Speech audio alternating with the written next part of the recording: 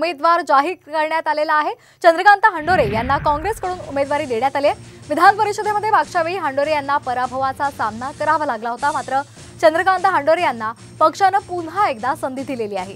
राजस्थानमधून सोनिया गांधी, हिमाचल प्रदेशमधून अभिषेक मनु सिंघवी यांची नावे निश्चित करण्यात आलेली आहेत। तर आताची महत्त्वाची बातमी, काँग्रेसकडून महाराष्ट्रासाठी राज्यसभेचा उमेदवार जाहीर करण्यात आलेला आहे। चंद्रकांत हंडोरे यांना काँग्रेसने पुन्हा एकदा संधी दिली आहे। या संदर्भात अधिक माहिती घेऊयात आमचे प्रतिनिधी प्रमोद जगताप यांच्याकडून। प्रमोद, काय अधिकची माहिती आहे? विधान परिषदेमध्ये मागच्या वेळी हंडोरे यांचा पराभव झाला होता, मात्र आता पुन्हा एकदा चंद्रकांत हंडोरे यांना काँग्रेसने राज्यसभेसाठी उमेदवार म्हणून निश्चित केले। श्वेता, खरं तर उद्या राज्यसभेचा उमेदवारी अर्ज भरण्याचा शेवटचा दिवस आहे, पण त्यापूर्वी काँग्रेसकडून महाराष्ट्रामधील एका जागेचं नाव जे आहे ते जाहीर करण्यात आलेलं आहे। चंद्रकांत हंडोरे यांना खरं तर राज्यसभेसाठी उमेदवारी दिलेली आहे। विधान परिषदेला मागच्या वेळी बाही जगताप आणि चंद्रकांत हंडोरे या दोघांना उमेदवारी दिली होती, मात्र मतांचं क्रॉस वोटिंग झाल्यामुळे चंद्रकांत हंडोरे यांचा त्यावेळी पराभव झाला होता।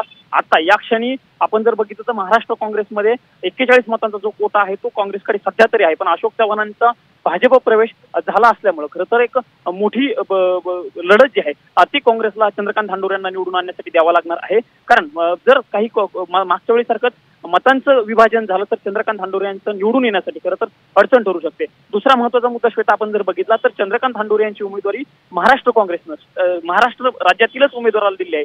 चर्चा होती बाहेरच्या व्यक्तीला ही उमेदवारी दिली जाऊ शकते, पण हंडोरे हे खरं तर दलित चेहरा आहे, मुंबईमध्ये त्यांचं काम आहे, राज्यामधील मंत्रिमंडळामध्ये देखील सत्ता असताना ते काही वर्ष मंत्री देखील राहिले आहे, त्यामुळे दलित चेहऱ्यावरती खरं तर काँग्रेसनं एक प्रकारे विश्वास ठेवलेला आहे, हंडोरे यांना उमेदवारी दिलेली आहे। बघावं लागणार आहे की हंडोरे यांचं मतदान कशा पद्धतीने होतं आणि हंडोरे कशा पद्धतीने निवडून येतात हे पाहणं महत्त्वाचं असणार आहे। श्वेता, अगदी धन्यवाद प्रमोद, आपण दिलेल्या या सविस्तर माहितीसाठी।